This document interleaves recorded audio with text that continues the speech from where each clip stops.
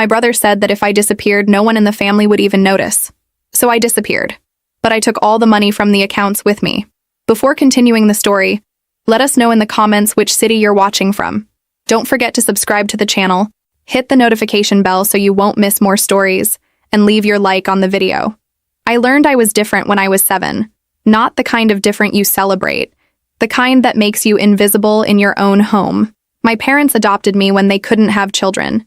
For 3 years, I was enough. Then my mother got pregnant, and suddenly I became the practice run, the trial version they'd tolerate until the real thing arrived.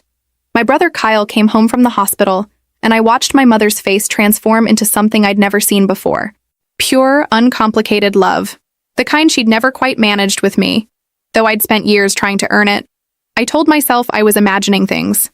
Kids are dramatic, right? But children notice everything, especially the things adults think they're hiding. When Kyle learned to walk, my parents threw a party. When I'd done the same, there were a few photos, quickly filed away. His first words were recorded, replayed, celebrated. Mine existed somewhere in a baby book my mother rarely opened. By the time I was 10, the pattern was unmistakable. Kyle got the new clothes. I got hand-me-downs from cousins. His birthday parties had themes and decorations. Mine were quiet family dinners, if remembered at all. When he brought home a B, my parents celebrated his effort. When I brought home straight A's, I got a nod and a reminder not to get cocky. I learned to make myself useful. If I couldn't be loved, maybe I could be needed. I helped with dinner, cleaned without being asked, watched Kyle when they wanted alone time. I became the responsible one, the easy one, the one who didn't require much attention. My mother would sometimes pat my shoulder absently and say, "You're such a good girl," in the same tone she'd use to praise the dishwasher for running quietly. Functional. Appreciated for not causing problems. Kyle grew up knowing he was wanted. I grew up knowing I was kept. The difference showed in everything. He learned he could make mistakes and still be cherished. I learned that mistakes proved their doubts about me were justified. He developed confidence. I developed hypervigilance. I remember one particular evening when I was 12. I'd spent weeks preparing for the school science fair, staying up late to perfect my project on renewable energy. I won first place. When I came home with the blue ribbon, practically vibrating with excitement, my mother glanced up from helping Kyle with his homework. "That's nice, sweetie," she said, already turning back to my brother. "Kyle, remember, the answer is 7, not 6. You're so close." I stood there holding my ribbon, feeling it grow heavier in my hand. Kyle looked at me with something like pity. Even at 9, he could see what I refused to acknowledge. The ribbon went into a drawer. Kyle's honorable mention from the spelling bee went on the refrigerator for 6 months.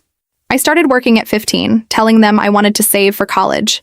Really, I just wanted something that was mine. Money I'd earned, that couldn't be taken away or redistributed to the favorite child. My parents seemed relieved. One less expense to worry about. By 16, I was paying for my own clothes, school supplies, even my phone bill. Kyle still got everything handed to him. When I pointed this out once, my father said I was more capable and should be proud of my independence. Translation: they didn't want to spend money on me when they could spend it on him.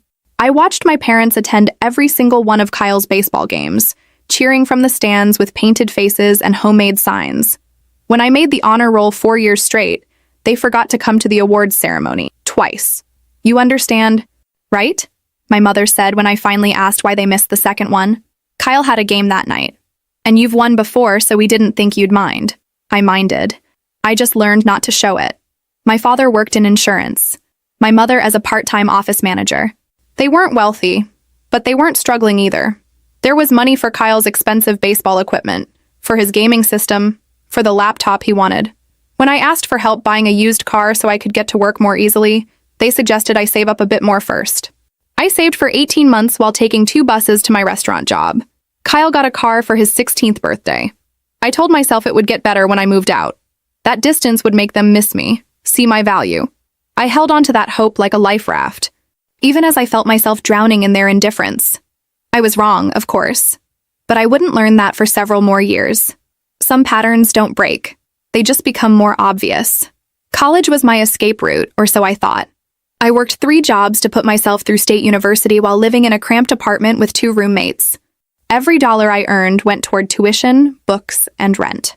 I ate ramen more nights than I care to remember, studied in the library until closing because it was warmer than our apartment in winter, and wore the same 3 outfits in rotation. but it was mine. My struggle, my achievement. Kyle went to the same university 2 years later. My parents paid his full tuition, his housing in a nice apartment near campus, his meal plan, even his spring break trips to Cancun and Miami. When I asked why they couldn't have helped me even a little, my father shifted uncomfortably and said they hadn't been in a position to help back then. That was a lie. I'd seen the bank statements accidentally left on the kitchen counter during my last visit home. They'd had the money. They just hadn't wanted to spend it on me. The betrayal of that knowledge sat in my chest like a stone. I graduated with a degree in accounting and a 3.8 GPA. My parents came to the ceremony but left early to avoid traffic. Kyle graduated with a 2.5 and a communications degree he'd barely worked for. They threw him a party at Riverside Hall, invited the entire extended family, gave speeches about how proud they were of their son, their baby boy who'd worked so hard. I got a card with $50 in it and a text that said, "Sorry we couldn't stay longer at your graduation. So proud of you." The contrast was almost funny. Almost. I threw myself into my career with the same intensity I'd approached everything else. If I couldn't earn their love, I'd earn success. Within 3 years, I was working for a mid-sized firm in the city, managing multiple accounts, building a reputation for reliability and precision. I was good at what I did. Really good. My boss told me I had a real future there. Kyle bounced between entry-level marketing jobs, never lasting more than 8 months anywhere. He'd complain about demanding bosses, unreasonable expectations, office politics. The truth was simpler. He'd never learned to work hard because he'd never had to. Every job expected basic things, showing up on time, meeting deadlines, being professional, things that felt impossible to him.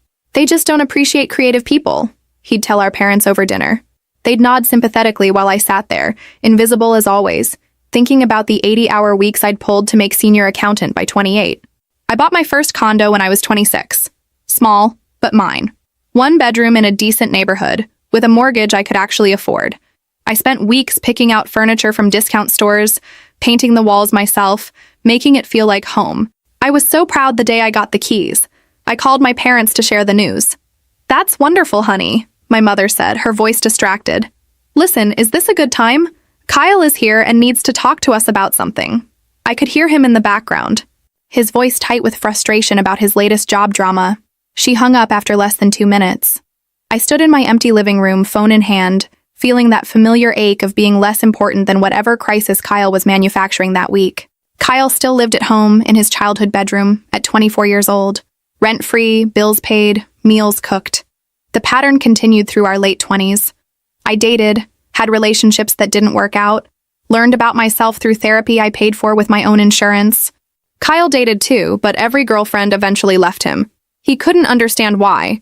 After all, women should appreciate a guy who was honest and told it like it is.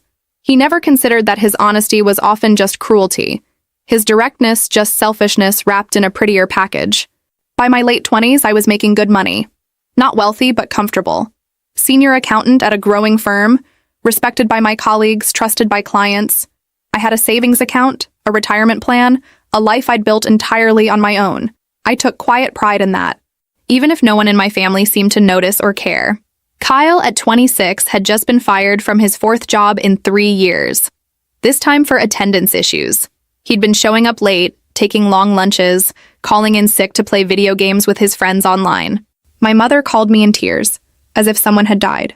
"He's going through a hard time," she said, her voice breaking. "The job market is so difficult right now. He just needs some support while he figures things out." She didn't ask about my life, didn't ask how I was doing, if I was happy, if I needed anything. It had been months since we'd had a real conversation that wasn't about Kyle's problems or my parents' concerns about him. I should have seen it coming, should have recognized the setup. But some part of me, that little girl still desperate for their approval, wanted to believe this might be different. "He's family," my father said when he called a week later. "Family helps each other." I'd been helping myself for over a decade. I'd been family all along. They just never noticed. The call came on a Tuesday evening. I was making dinner in my condo, finally having a quiet night after a brutal week at work, when my phone rang. My father's name flashed on the screen. "We need to talk about Kyle," he said without preamble. Of course. It was always about Kyle. He lost his job. My father continued. The company downsized. That was the official story. I later learned the truth from a mutual friend. Kyle had been caught sleeping at his desk twice. missed an important client presentation because he'd stayed up gaming until 4 a.m., and had been generally unreliable for months. They hadn't downsized. They'd cut him loose. "He's moving back home," my mother added. I hadn't realized she was on the call too. Just temporarily, while he finds something new. Temporarily. Kyle had never left home. Not really. He'd tried living on his own once, for about 4 months, before the responsibility of paying rent and utilities became too much. My parents had welcomed him back with open arms, just like they always did. "That's tough," I said, stirring my pasta. "I'm sure he'll find something soon." There was a pause. The kind of pause that meant they wanted something. "The thing is," my mother began, "we've been covering a lot of his expenses. The car insurance, his phone, his student loans. And now with him not working," my hand tightened on the wooden spoon. I knew where this was going. "We're stretched a bit thin," my father admitted. "I'm retiring in a few years, and we need to be more careful with money." The irony was staggering. They'd spent my entire childhood and young adulthood pouring money into Kyle, while I scrambled for scraps. Now they were stretched thin. "We were hoping," my mother said, her voice taking on that particular tone, guilt-inducing, slightly wounded, "that maybe you could help out, just until Kyle gets back on his feet." I stared at my dinner, watching the steam rise from the pot. Part of me wanted to laugh. Part of me wanted to scream. But mostly, I felt that old familiar ache, that desperate hope that maybe if I helped, maybe if I proved myself useful enough, they'd finally see me. "What kind of help?" I asked, hating myself for even considering it. "Nothing major," my father said quickly. "Maybe contribute to some of the household expenses, just for a few months?" A few months turned into 6, then a year, then 2 years. At first, it was small amounts. 200 here for groceries, 300 there for the electric bill. My parents thanked me, awkwardly but genuinely. Kyle said nothing, but I told myself he was embarrassed, that his pride was wounded. I wanted to believe there was something redeemable in his silence. Then my father actually did retire, and their income shrank. My contributions grew. 500 for the mortgage 1 month, 800 the next. They started calling more frequently, always with another urgent expense. The water heater broke. The car needed new tires. The property tax was due. I set up a joint account that I funded monthly. $1,500, like clockwork. It was supposed to be for necessities, groceries, utilities, basic household expenses. Instead, I watched the statements show charges at expensive restaurants, a new gaming computer for Kyle, premium cable packages, designer clothes. When I brought it up gently, suggesting we should budget more carefully, my mother got defensive. "We're not children," she said, hurt in her voice. "We know how to manage money." Except they didn't. They'd managed to spend decades spoiling Kyle and were now extending that pattern with my money. Kyle finally got another job. Part-time, low-paying, but something. He worked at a sporting goods store 20 hours a week. It barely covered his car insurance and phone bill. He made no moves to contribute to the household or look for full-time work. "He's trying," my mother insisted when I asked why he wasn't looking for something with more hours. "You know how hard the job market is." I worked 50 hours a week. I'd built a career from nothing. I'd never had the luxury of trying being good enough. But still, I kept paying. Because sometimes, very occasionally, my mother would text me something sweet. "Thank you for being so responsible." Or my father would say, "I don't know what we'd do without you." Those crumbs of acknowledgement fed something in me I didn't want to examine too closely. That desperate little girl, still hoping that maybe this time they'd finally love her the way they loved Kyle. My therapist asked me once why I kept doing it. Why I kept funding a family that had never really treated me like I belonged. I didn't have a good answer. Just a question that had haunted me my entire life. What else could I do to make them love me? I was 31 years old, funding my parents' retirement and my brother's extended adolescence, and I was still invisible, except to their bank account. The account became my second mortgage, $1,500 a month every month for 2 years. I watched it drain away faster than I could fill it, funding a lifestyle my parents couldn't afford and Kyle refused to work for. I started tracking the expenses obsessively. Maybe if I understood where the money went, I could convince them to be more careful. The spreadsheet grew longer each month. Premium streaming services, all of them. Restaurants 3, 4 times a week. A gym membership Kyle never used. New clothes, new electronics, subscription boxes for things they didn't need. My own budget tightened in response. I stopped eating out, canceled my own subscriptions, put off replacing my aging car. The irony wasn't lost on me. I was sacrificing so my family could indulge. But there were moments that made it bearable. Small moments when I felt seen. My mother called one afternoon, just to chat. Not to ask for money, just to talk. She told me about her garden, asked about my work. For 20 minutes, I felt like her daughter instead of her ATM. When we hung up, I felt lighter than I had in months. My father texted me after I helped with an unexpectedly large repair bill. "You're really saving us here. I know I don't say it enough, but we appreciate you." Kyle, surprisingly, showed brief flashes of something like awareness. Once, when I visited for Sunday dinner, he pulled me aside. "This is weird, right?" he said, not quite meeting my eyes. "You paying for everything." My heart jumped. Was he finally seeing it? Finally understanding? "I mean, I'm gonna get a better job soon," he continued quickly. "Full-time, benefits, the whole thing. Then I can help out too." It never materialized, of course. The job search was always active, the interviews always promising, but nothing ever came through. I wondered sometimes if he was even trying. 3 months later, I reviewed the account statement over my morning coffee. They'd gone over budget by $800. Again, I closed my eyes and counted to 10 before calling my mother. "We need to talk about the spending," I said, trying to keep my voice level. "What spending?" She sounded genuinely confused. "The account is supposed to be for necessities, groceries, utilities, insurance, but you're spending on restaurants, shopping, things that aren't essential. We're not being irresponsible," she said, her tone shifting to defensive. "We're just living. We've been careful our whole lives. Can't we enjoy our retirement a little? With my money?" The words came out sharper than I intended. There was silence on the other end. "I didn't realize we were such a burden to you," my mother said quietly, and I felt that familiar stab of guilt. "That's not what I meant. We'll be more careful," she said, voice tight. "I have to go." She hung up. I sat there holding my phone, feeling like I'd somehow become the villain in a story where I was the one being used. 2 weeks later, Kyle added me on a group chat with my parents. It was a meme about choosing beggars. People who ask for help, then complain about how they get it. The message was clear. I was being ungrateful for the privilege of funding their lifestyle. I didn't respond. What could I say? The spending didn't decrease. If anything, it got worse. A weekend trip to the coast. New furniture for the living room. Kyle's car needed work. Expensive work that could have waited, but they authorized immediately. I increased my contribution to $2,000 a month. It wasn't sustainable, but what else could I do? Let them lose the house? Watch them struggle? My savings account stopped growing, then started shrinking. I was 33 years old, making decent money, and I was going backwards financially. But I told myself it was worth it.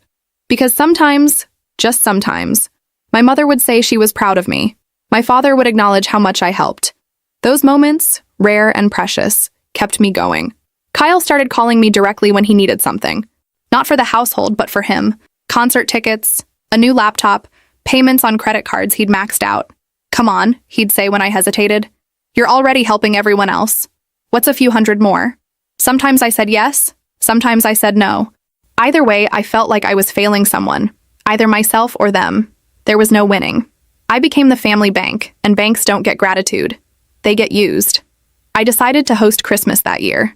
It was a terrible idea driven by hope I should have abandoned years ago. My therapist would later ask me what I was trying to prove. I told her I didn't know, but that was a lie. I knew exactly what I was doing. I was making one final attempt to earn what should have been freely given. My family's love and recognition. I spent $3,000 I couldn't afford. I rented a room at the Heritage Inn, a beautiful historic venue with exposed brick and twinkling lights. I hired a caterer who did farm-to-table cuisine. There was a bartender, a pianist, custom decorations in gold and burgundy. I even had personalized gifts for everyone, expensive ones that I'd agonized over for weeks. My parents arrived first. My mother's eyes widened when she walked in. "Oh, honey," she said, and for a moment she looked at me the way I'd always wanted, with wonder, with pride. "This is beautiful. You did all this?" "I wanted it to be special," I said, my heart hammering. She squeezed my hand. "It is. It really is." That small gesture, that tiny acknowledgement, made everything feel worth it. This was it. This was the moment things would change. Kyle arrived 20 minutes late with his girlfriend, a quiet woman named Tessa who seemed uncomfortable in the fancy setting. Various aunts, uncles, and cousins trickled in. Everyone was impressed. People kept congratulating me on the venue, the food, the atmosphere. For the first time in my life, I was the center of positive attention in my family. It felt intoxicating. Dinner was perfect. The food was excellent. The wine flowing. Conversation warm. My mother kept looking around with this pleased expression. My father told a story about my childhood that was actually flattering. A rarity. Kyle was quiet, but I told myself he was just tired from work. Then came time for the toast. My father stood, glass in hand, and thanked everyone for coming. He talked about family, about traditions, about how grateful he and my mother were for another year together. Standard holiday stuff. Then Kyle stood up. "I want to add something," he said, and I felt a flutter of unease. Something in his expression was off, that hint of meanness he sometimes got when he'd been drinking. "It's great we're all here," Kyle continued, "in this fancy place that someone spent a fortune on." He gestured around the room, smiling, but his eyes were hard. "Really went all out, didn't you?" I felt my face flush. "I just wanted—" No, it's impressive," he cut me off. "Must be nice, having all that disposable income. Some of us have to actually work for a living instead of just crunching numbers all day." There were a few uncomfortable laughs. I couldn't tell if people thought he was joking. "Kyle?" my mother said quietly. "What?" "I'm giving a toast." His voice got louder. "To my sister, who's so generous with her money, who makes sure we all know exactly how generous she is. Must feel good, playing the hero." The room had gone silent. Everyone was staring. "I mean, let's be honest," Kyle continued, warming to his subject now. "If she disappeared tomorrow, like, just didn't show up to work, didn't answer her phone for a week, would anyone actually notice, besides the accountants wondering where she is?" Someone gasped. I couldn't tell who. "Would anyone miss her?" Kyle pressed. "Really? Or would we all just kind of go on with our lives?" "That's enough," my father said, but there was no real force behind it. Kyle raised his glass higher. "I bet nobody would even realize she was gone for at least a week, maybe longer. That's how forgettable she is. So here's to—" "Stop," I whispered, but my voice came out too quiet to carry. "Here's to my sister. The human checkbook." Kyle finished his toast. A few people laughed. Nervous laughs, awkward laughs, but laughs nonetheless. My mother's face was tight with discomfort, but she didn't defend me. My father looked at his plate. My uncle actually chuckled like it was a joke. Kyle sat down, looking pleased with himself. Tessa whispered something urgent to him, pulling his arm, but he shrugged her off. I stood there, in this beautiful room I'd paid for, at this party I'd organized, feeling smaller than I ever had in my life. The pianist was still playing softly in the corner. The lights still twinkled, but everything felt hollow. My hands were shaking. My face burned. 33 years of invisible ached in my chest. "Actually," I heard myself say, my voice stronger than I felt, "that's an interesting theory." Kyle looked up, surprised I was speaking. "Disappear for a week and nobody notices," I continued. "Want to bet on it?" He laughed. "What?" "I'll do it. I'll disappear. Let's see if you're right." The room was silent again, but different this time. Uncertain. "Oh, come on," Kyle said, but he looked uncomfortable now. "I was just what? Joking?" I smiled, but it felt wrong on my face. "Then there's no harm in testing it out, right? 1 week, no contact, let's see who notices." "Don't be dramatic," my mother said. "I'm not. I'm taking you up on your son's dare." I looked at each of them. 1 week, starting now. I grabbed my coat and walked out of the Heritage Inn, leaving behind my family, my beautiful party, and the last shred of hope I'd been holding on to for 33 years. I sat in my car in the parking lot for 10 minutes, engine running, hands gripping the steering wheel so hard my knuckles went white. Part of me expected someone to come after me, to apologize, to say Kyle had gone too far. Nobody came. Through the venue windows, I could see the party continuing. People were talking, drinking, laughing. Life went on without me in the room, just like it always had. I drove home in a daze. The streets were decorated with Christmas lights, families visible through windows, warm and together. I felt like a ghost moving through a world I didn't belong to. Inside my condo, I stood in the dark living room and let myself cry. Not the pretty kind of crying from movies. The ugly, choking kind that comes from a lifetime of swallowed hurt finally breaking free. When I could breathe again, I opened my laptop. The joint account stared back at me from the screen. $2,000 I'd deposited 3 days ago. Money for January's expenses. Money they'd probably already mentally allocated to whatever they wanted. My finger hovered over the mouse. This was crazy, right? I was overreacting. Kyle was drunk, he'd apologize tomorrow. My mother would call and smooth things over. My father would say something about family sticking together despite disagreements. I refreshed my email. Nothing. Checked my phone. No missed calls. No texts saying, "Are you okay?" or "That was awful," or "Come back." Just a group text from Kyle. Drama queen much? Several family members had liked it. Something cold settled in my chest. Not anger exactly, something clearer, sharper. Resignation, maybe. Or clarity. I'd spent 33 years trying to earn a place in my family. I'd worked harder, achieved more, sacrificed more than Kyle ever had. I'd paid their bills, funded their lifestyle, made myself indispensable. And tonight, I'd thrown them a beautiful party trying to buy what I couldn't earn. For what? So my brother could publicly humiliate me? So my parents could sit there in silence? So my extended family could laugh? I thought about what Kyle had said. Would anyone notice if I disappeared? My therapist's voice echoed in my head from our last session. You keep waiting for them to change. But the only person you can change is yourself. I opened my banking app. The joint account sat there, mocking me with its balance. I stared at it for a long moment. Years of conditioning screamed at me to stop, to not be impulsive, to think about the consequences. But what consequences? That they'd be angry? They were already indifferent. That they'd struggle? They'd struggled before I helped. And they'd somehow survived. That I'd feel guilty. I already felt guilty all the time. Guilty for not doing enough. For asking questions about spending. For existing as an inconvenience. I created a new account. Transferred every penny from the joint account into it. Then I removed myself from the joint account entirely.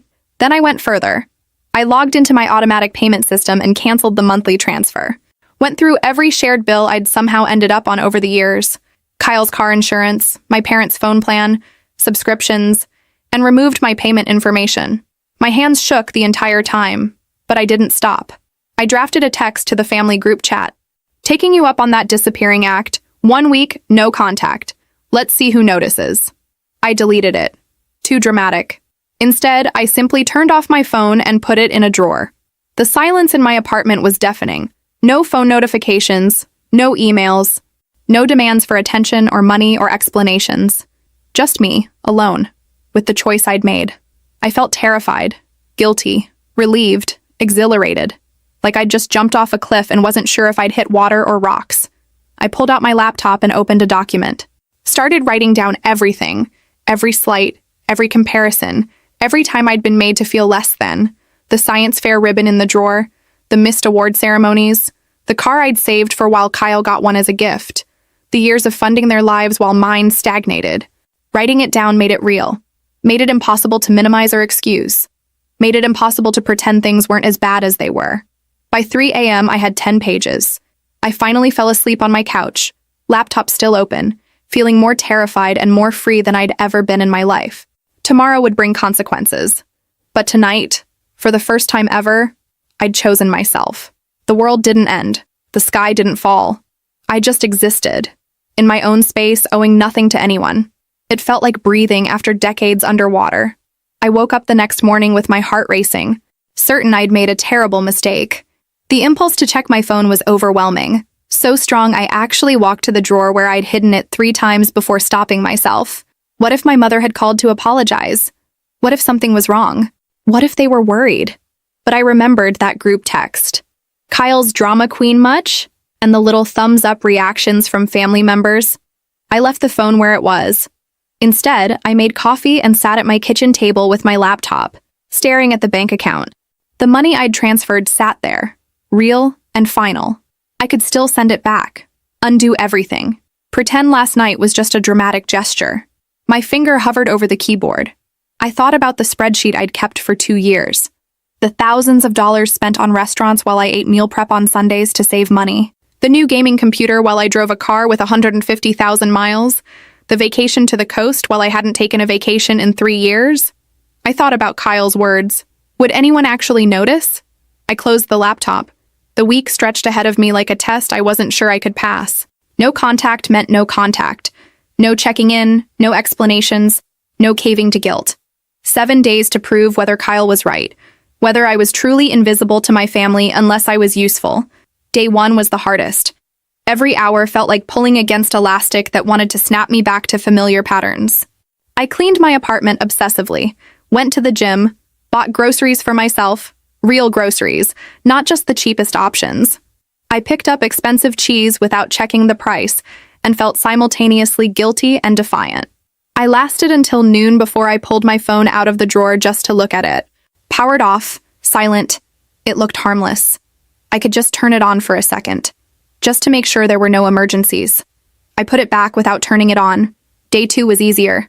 I went to work and threw myself into a project I'd been putting off. My coworkers noticed something different about me. I was focused in a way I hadn't been in months, not distracted by family drama or financial stress. "You seem lighter," my colleague said at lunch. "Maybe," I said, and realized it was true. Day 3, I started to wonder if anyone had noticed yet. The bills would start coming due soon. The mortgage payment, the utilities, Kyle's car insurance. When would they realize the money wasn't there? Day 4, I almost caved. The guilt came in waves. What if my parents couldn't pay their bills? What if they were scared? What if my mother was crying? But then I remembered her face at the party. The way she'd looked uncomfortable but said nothing. The way she'd never once defended me from Kyle's lifetime of casual cruelty. The way family helps family only ever seemed to apply in one direction. I stayed strong. Day 5, something shifted. I wasn't just proving a point anymore.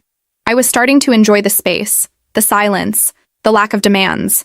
I read a book I'd bought 6 months ago and never opened. Watched a movie without checking my phone every 10 minutes. Existed without being needed. Day 6, I started to realize this wasn't just a test for them. It was a test for me. Could I survive without their approval? Could I be enough for myself? Day 7 arrived like a finish line I was both eager and terrified to cross. I'd made it. 1 full week of silence. Of invisibility. Self-imposed this time. That evening I finally turned on my phone. My hands shook as I waited for it to power up, imagining the flood of worried messages, the concerned voicemails, the panic I'd caused. The phone came to life. 12 notifications. My heart sank and soared simultaneously. 12 wasn't a lot for 7 days, but it was something. Maybe they had noticed. Maybe Kyle had been wrong. I opened my messages. 3 were from my cell phone carrier about my bill. 2 were from my dentist about an upcoming appointment. 4 were promotional emails I'd somehow allowed to send text notifications. 1 was from my credit card about a payment posting. 2 were from my family. The first, from day 2, was from Kyle. "Hey, streaming service isn't working. Did you forget to pay it?" The second, from day 5, was from my mother. "Honey, something's wrong with the account. Can you check it?" Several bills bounced. That was it. 7 days of silence and 2 messages, both about money. Not, "Are you okay?" Not, "We're worried about you." Not, "Kyle was awful and we're sorry." Just, "Fix the money problem." I sat on my couch, phone in hand, and laughed. It came out harsh and bitter, but it was laugh nonetheless. Kyle had been right, just not in the way he'd meant. They had noticed I was gone. They'd noticed the money was gone. Me? I was still invisible. The difference was, now I could see it too. Kyle called 3 hours after I turned my phone back on. I stared at his name on the screen, watching it ring. Feeling nothing but a strange calm, I answered. "Finally!" He exploded before I could say hello. "Where the hell have you been? The streaming services are all canceled and I had friends over last night. Do you know how embarrassing that was?" Not, "Are you okay?" Not, "We were worried." Just anger that I'd inconvenienced him. "I've been here," I said quietly. "Well, you need to fix the accounts. Like, now. I'm trying to watch something and... No. Silence. Then, what? No. I'm not fixing the accounts. Very funny. Look, I know I maybe went a little far at Christmas. A little far? My voice stayed level, which surprised me. You stood up in front of our entire family and said nobody would notice if I disappeared. You made a joke out of me. Oh my God, you're still on about that. It was a joke. Everyone knew it was a joke. Then why didn't anyone laugh until after you said it? Why did they laugh at me, Kyle? Because you're being sensitive. Jesus, you can't take a joke? It wasn't funny. Whatever. His tone shifted to irritation. Can you just fix the services? Mom and Dad are freaking out about bills too. Those aren't my bills to pay. What are you talking about? You've been paying them for 2 years.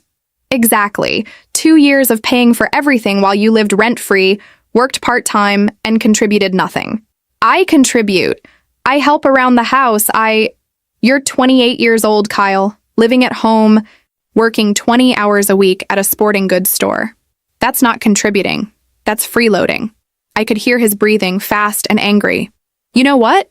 You've always been like this. Always acting like you're better than everyone because you have some boring office job. I'm not better than anyone. I'm just tired of being your ATM. You're seriously doing this? You're seriously cutting us off? I'm setting boundaries. Something I should have done years ago. This is bullshit. His voice cracked slightly. Anger or panic, I couldn't tell. Mom and Dad need that money. They're counting on you. They have retirement income. They have savings. Or they would if they hadn't spent it all on you. They'll figure it out. You're really going to do this to your family? The word family hit differently than it used to. Family was supposed to be about love, support, connection. All I'd ever gotten was obligation and usefulness. I'm doing this for myself, I said. You're being selfish. Maybe, or maybe I'm finally done being everyone's backup plan. When Mom calls crying, that's on you. Kyle, I said, and my voice was steady in a way it had never been with him before. I'm not your bank anymore. I'm not Mom and Dad's retirement plan. I'm not the safety net you fall into every time you screw up. I'm done. You'll change your mind, he said. But there was something uncertain in his voice now. Something that hadn't been there before. I won't. We'll see. He hung up. I set my phone down and realized I was shaking. Not from fear or guilt, but from adrenaline. I'd said no. I'd actually said no, and meant it. The phone rang again. My mother this time. I let it go to voicemail. She called back immediately. Voicemail again. Then a text. Please call me. We need to talk about the account. Then another. I don't understand what's happening. Why would you do this? Then my father. Your mother is very upset. Call her. I turned my phone to silent and set it face down on the coffee table. Part of me wanted to call back, to explain, to make them understand. The old part, the part that had spent 33 years trying to earn love, that was never going to come. But the new part, the part that had spent a week alone and survived, knew better. They didn't want to understand. They wanted me to fold, to apologize, to restore their comfort at the expense of my own. For the first time in my life, I chose my own comfort instead. The phone kept lighting up with notifications I didn't read. I made dinner, a real dinner, not just something quick between obligations. I ate slowly, savoring it. That night, I slept better than I had in years. My mother called again on day 9. This time, I answered. Hi, I said, my voice neutral. Oh, thank God. She sounded relieved, exhausted. Honey, I've been trying to reach you for days. What's going on? Why did you close the account? I didn't close it. I just removed myself from it. But we need that money. The mortgage payment bounced. The electric company is threatening to shut off service. We don't understand what happened. What happened is I stopped paying your bills. But you've always... She stopped herself. This is about Christmas, isn't it? About what Kyle said? Finally, someone was acknowledging it. Partly, I said. He was drunk. He didn't mean it. You know how he gets when he drinks too much. He called you yesterday, didn't he? I'm sure he apologized. He didn't apologize. Mom, he yelled at me about the streaming services being canceled. Well, he's under a lot of stress. His job isn't going well and... I don't care about Kyle's stress, I interrupted. I care that he humiliated me in front of our entire family. And you said nothing. Dad said nothing. You both just sat there. We didn't want to make a scene. It was Christmas and what? It was fine for Kyle to make a scene, but not fine for you to defend your daughter? Silence. Then, that's not fair. What's not fair is that I've spent 2 years paying your bills. What's not fair is that I worked 3 jobs to put myself through college while you paid for everything for Kyle. What's not fair is that I've been treated like an afterthought my entire life, and the only time anyone notices me is when the money stops. That's not true. We love you. The words should have meant something. For years, I would have clung to them, analyzed them, treasured them. Now they felt empty. When's my birthday, Mom? What? My birthday. What day is it? Why are you asking me this? Because I want to see if you know. A long pause. June 20th? 23rd. Kyle's is April 14th. You've never once forgotten his. That's not the same thing. You're right, it's not. Because you've never forgotten his and you frequently forget mine. My voice cracked slightly. Do you know what I do for a living? My exact job title? You're an accountant. Senior financial analyst. I got promoted 8 months ago. I told you in an email. You never responded. We get a lot of emails, honey, and things have been so busy. Do you know where I went on vacation 3 years ago? The only vacation I've taken in 5 years? Silence. Portland. I sent you pictures. Kyle went to Cancun last year on spring break, and you still have photos from that trip on your fridge. Mine never made it out of your phone. Why are you doing this? Her voice was thick now. Tears or frustration, I couldn't tell. Why are you being so cruel? I'm not being cruel, Mom. I'm telling you the truth. For 33 years, I've been invisible in this family unless you needed something from me, and I'm done with it. We're your parents. You can't just abandon us. I'm not abandoning you. I'm stopping paying your bills. There's a difference. We can't afford the house without your help. Your father's retirement isn't enough, and with Kyle not working full-time, then Kyle needs to get a full-time job. Or you need to downsize. Or you need to budget better. Those are all options that don't involve me sacrificing my own financial security. This is so selfish. She was crying now. Really crying. We raised you. We gave you a home. You gave me the minimum required to not be reported to CPS, I said flatly. You gave Kyle a home. You gave Kyle love. You gave Kyle everything. I was just there. That's not true. We love you just as much. Don't, I said. And my voice was hard. Don't lie to me. Don't lie to yourself. We both know it's not true. We've always known it's not true. She was sobbing now. Part of me wanted to take it back, to comfort her, to make it better. That instinct ran deep, deeper than logic or self-preservation.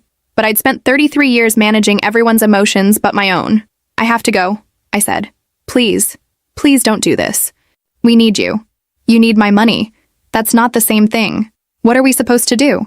Figure it out. The same way I've had to figure everything out my entire life. Please. I hung up, set the phone down, stared at my hands, which were shaking again. My mother had cried. She'd begged. And I'd still said no. The guilt was crushing. A physical weight on my chest. Years of conditioning screamed that I was a terrible daughter. A terrible person. That I should call back, apologize, fix it. But underneath the guilt was something else. Something quiet, but strong. Relief. I'd finally told the truth. And the world hadn't ended. My phone buzzed with a text from my mother. I'm sorry we weren't perfect parents, but we did our best. Doesn't that count for something? I turned the phone off completely. Their best had never been enough. And I was done pretending it was. My father called 3 weeks later. Not my mother, not Kyle. Him. That's how I knew things were serious. We'd never had the kind of relationship where we called each other just to chat. Our interactions were functional. Pleasant enough, but distant. He'd always deferred to my mother on emotional matters, content to be the quiet presence in the background. I almost didn't answer. But curiosity won. Hi, Dad. We need to talk. His voice was tight. Controlled. The tone he used to use when I'd broken a rule as a kid. This has gone on long enough. What has? This tantrum. This punishment you're putting your mother through. Something cold settled in my stomach. Tantrum? You're angry about Christmas. I get it. Kyle crossed a line. But you don't punish the whole family for one person's mistake. One person's mistake that you did nothing to stop. What was I supposed to do? Make a scene in front of everyone? Yes! The word came out louder than I intended. Yes, Dad. You were supposed to defend me. You were supposed to tell Kyle he was out of line. You were supposed to act like you gave a damn that your son just humiliated your daughter in public. I talked to him afterward. Afterward doesn't matter. Don't you understand that? Defending me afterward in private where nobody sees, that's not actually defending me. That's just managing your own guilt. Silence on the line. I could hear him breathing, controlled and measured.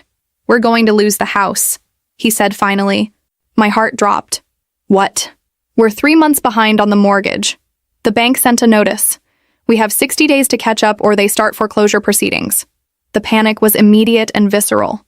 Lose the house, my childhood home, the place where, despite everything, I had some good memories buried under the bad ones.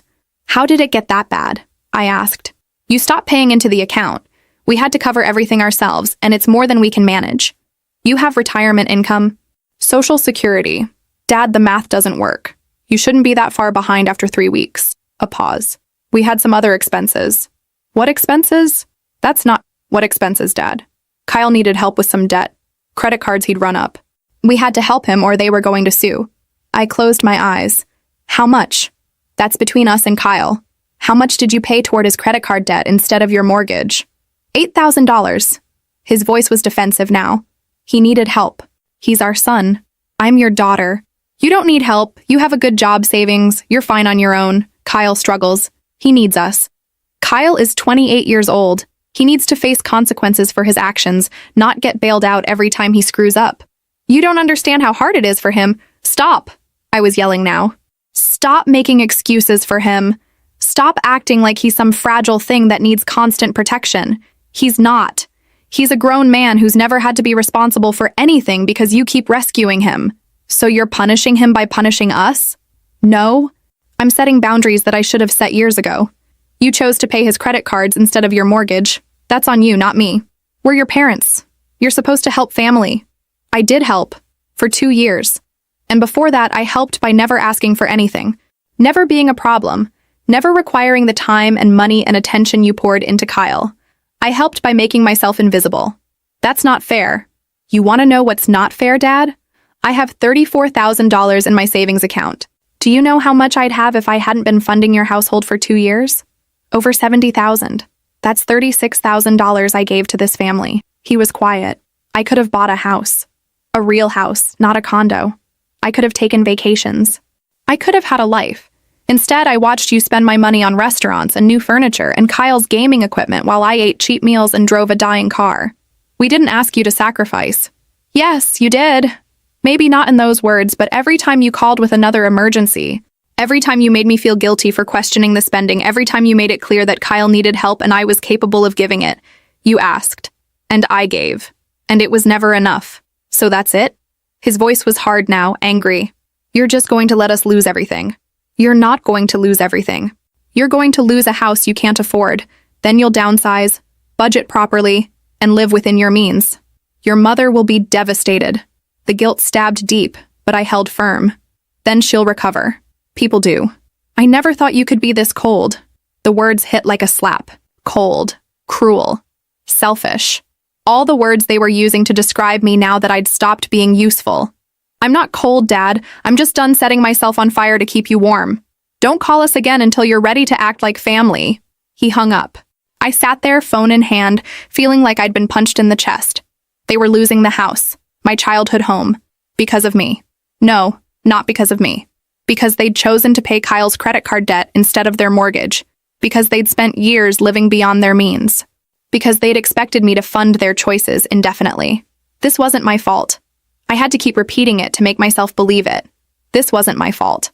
I found out they lost the house through my aunt. Not from my parents, not from Kyle.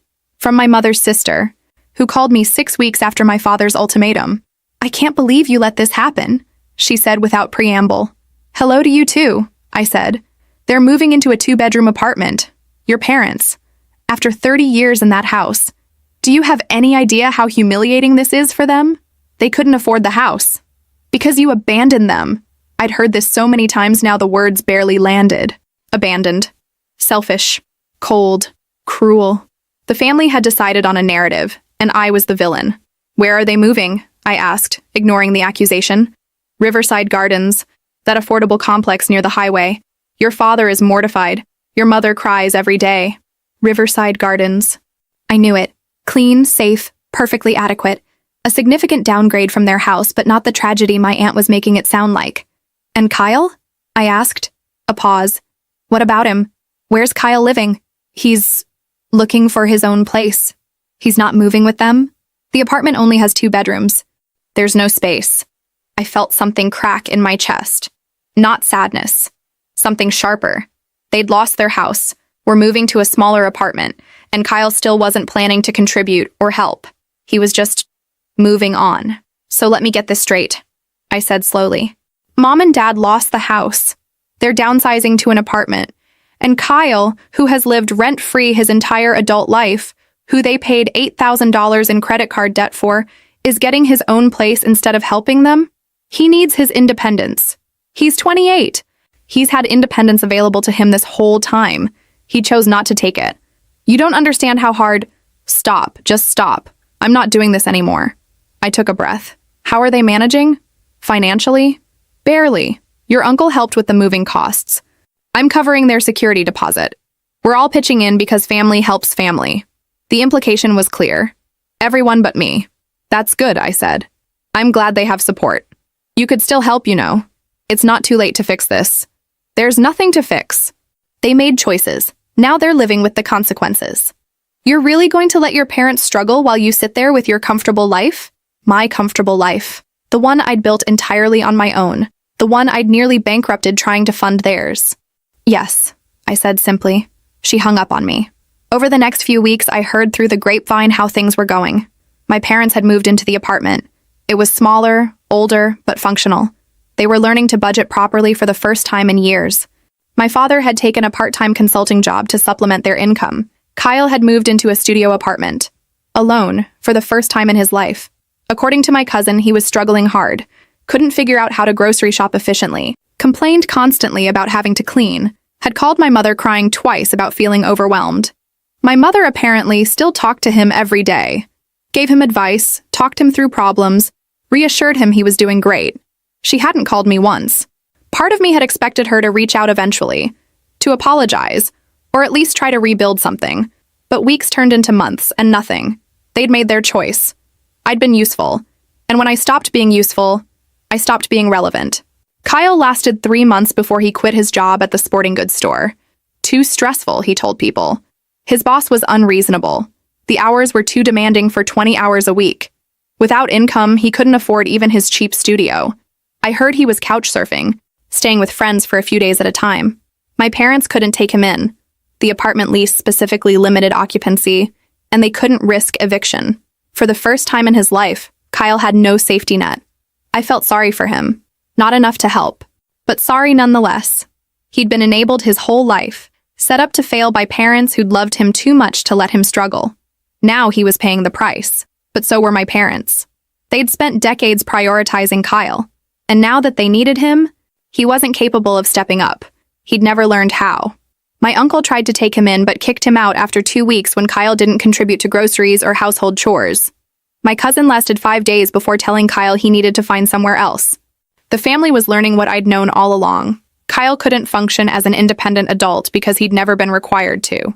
And my parents were learning what it felt like to need help and not receive it. I didn't feel triumphant. I felt sad. Sad for what could have been. Sad for the family we might have had if they'd loved me like they loved Kyle. Sad for Kyle himself, who'd been ruined by the very love that was supposed to protect him. But I didn't feel guilty anymore. That was something. 6 months after Christmas, I was living a life I barely recognized.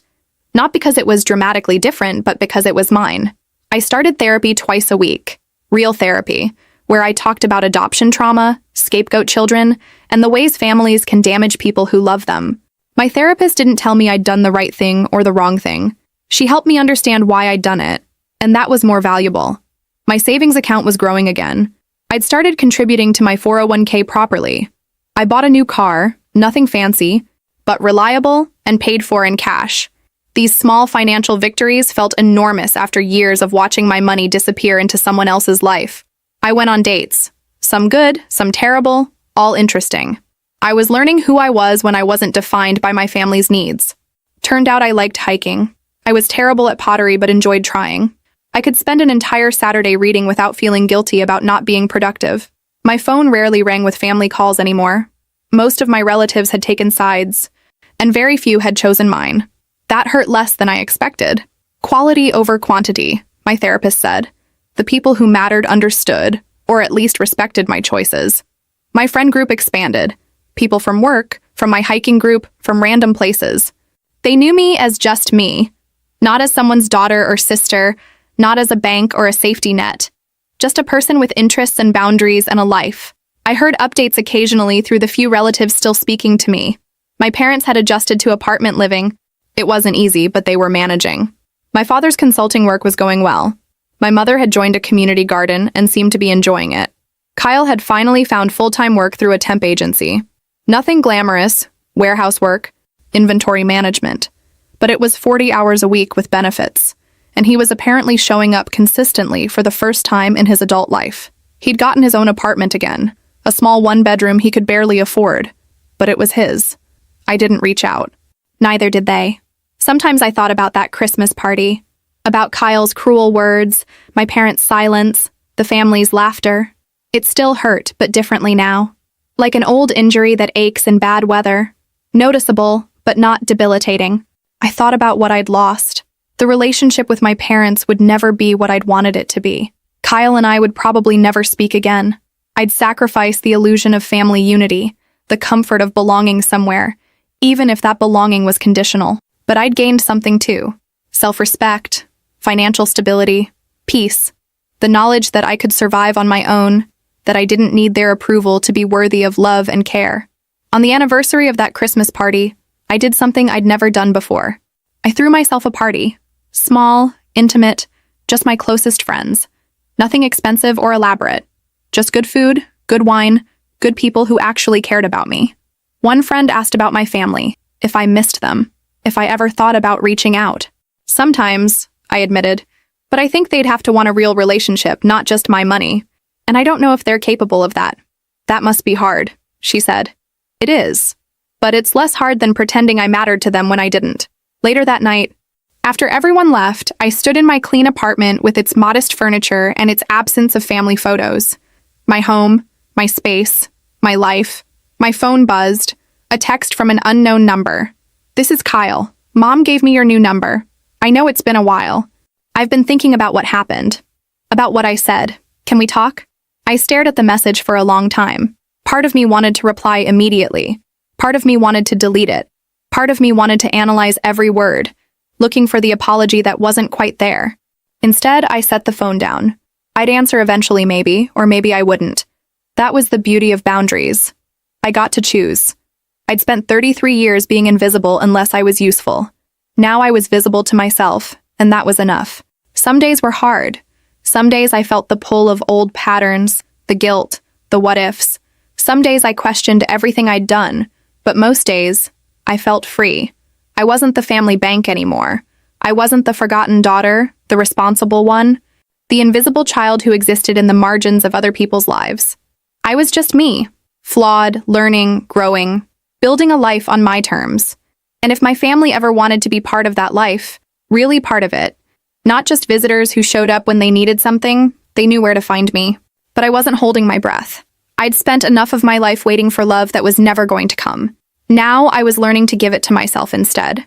That was enough. That was more than enough. That was everything.